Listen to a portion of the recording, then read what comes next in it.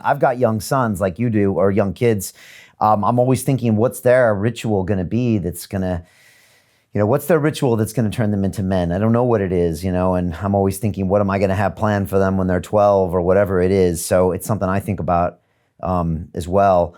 And also, I wanted to ask you about relationships, Paul, and how you have always looked at relationships or thought about them. You've got young kids. I know you have 2 wives. How have you ever thought about relationships? I mean, obviously, going to the church as a young kid, you were probably taught that relationships are this thing, and marriage is kind of sanctioned by the church. You obviously went your own way in many ways.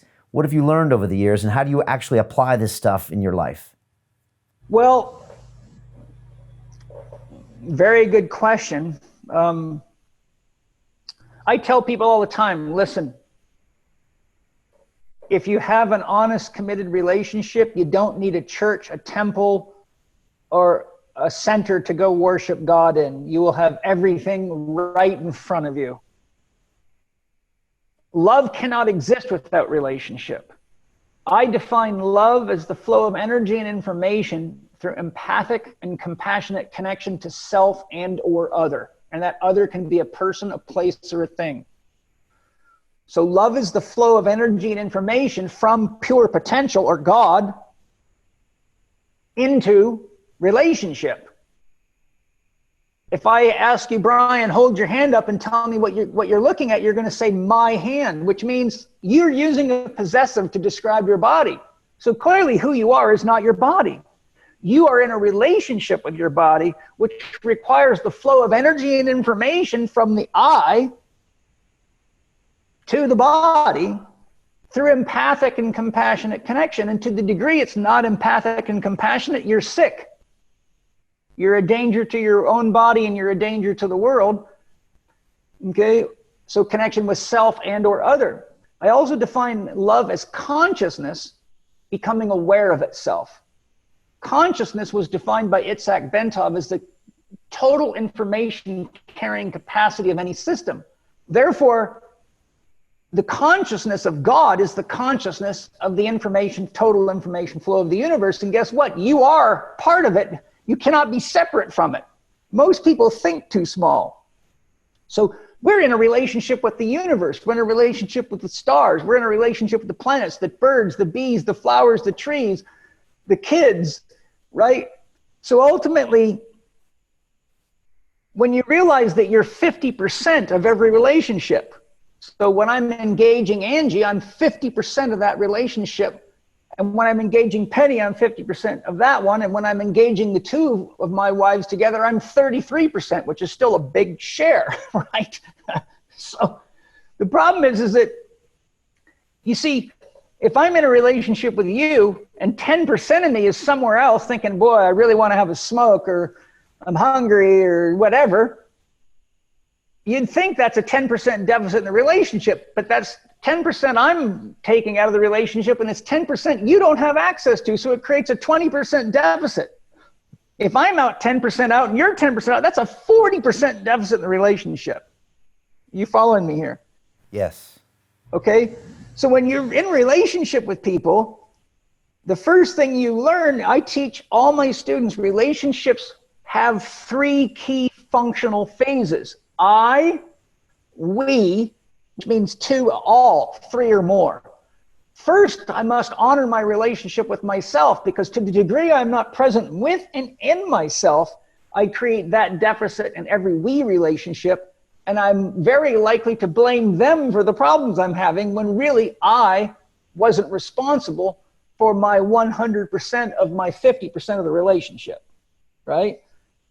So our first phase of healthy relationships is loving, caring for, and being honest with ourselves as our own best friend and our own best lover. Most people do far better taking care of their plants and their pets than they do themselves, and can't figure out why they've had 5 divorces, right?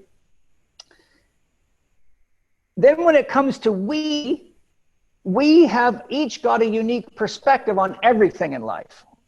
Even 2 people eating chocolate are not having the same experience, even though they think they are, right? So when we see each relationship as an expression of divine coming to experience another expression of divine, then what relationships teach you is that diversity is held together by the hub and the rim of unity, just like spokes in a wheel, right? But paradoxically, unity can't even know itself without diversity, because if you were in a state of complete union with God, you wouldn't even know that you were God, because there would be no subject object anymore. So therefore, there would be no flow of energy and information. Therefore, God can't even love God without the illusion created by diversity. So relationships are God experiencing God through the illusion of an ego or separation, which gives us subject-object currency, so that when I engage you as Brian, I really can have a relationship with you. But when we realize I'm looking at God and God's looking at me, which is why when people used to ask St. Francis of Assisi, how do I find God? He had the best answer ever. What you are looking for is what's looking. Meditate on that, right? So relationships are God coming to know God, and the more truly religious you become and truly spiritual you become, the more you realize that race, color, creed, profession, I can love Donald Trump as much as he drives me nuts. I don't have to want to cuddle him or kiss him, but I can honestly love him and say he is doing us all a big favor. He's exposing the shadow of the United States so we can actually see what's been hidden in the unconscious. He has embodied our shadow for us. And what do you see? You see a president that acts like a 18-year-old with too much money, an erection, and too many toys that are dangerous for him to play with and needs to be watched carefully, right?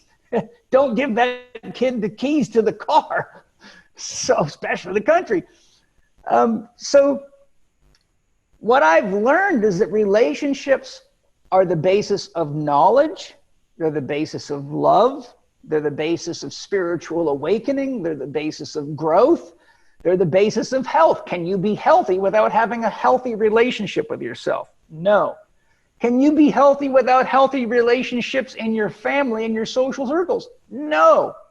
Can you be healthy without a healthy relationship with the world? No. What are we going through right now? The realization that our relationship with ourselves, the planet, the world, and each other aren't healthy. We've got to figure it out, right? And if you get too far into the pathology of a relationship, then you objectify the other as an enemy. In psychology, you project everything you don't like about yourself onto everybody else, and you blame them for it. And that's what you call an enemy.